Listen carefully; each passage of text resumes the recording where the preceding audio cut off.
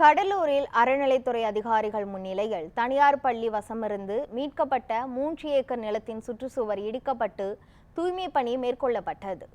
கடலூர் கூத்தம்பாக்கத்தில் திருவந்திபுரம் தேவநாத சுவாமி கோயிலுக்கு சொந்தமான நிலத்தை தனியார் மேல்நிலைப்பள்ளி நிர்வாகம் ஆக்கிரமித்ததாக குற்றச்சாட்டு எழுந்தது. இந்த நிலையில் நீதிமன்ற உத்தரவின்படி அறநிலைத்துறையினர் அந்த நிலத்தை மீட்டு அறிவிப்பு பலகை வைத்தனர். மேலும் மனுதாரர் முன்னிலையில் சுற்றுச்சுவர் அமைக்கப்பட்டு தூய்மை பணிகள் மேற்கொள்ளப்பட்டன. இது 1979 46 வருஷமா நடந்துட்டு இருக்கிற ஒரு போராட்டம். 46 வருஷமா நடந்துட்டு இருக்கிற இந்த போராட்டமானது உயர்நீதிமன்ற மாண்புமை சென்னை உயர்நீதிமன்ற பேராணையின்படி இன்று திருக்கோவில் வசம் ஒப்படைக்கப்பட்டுள்ளது.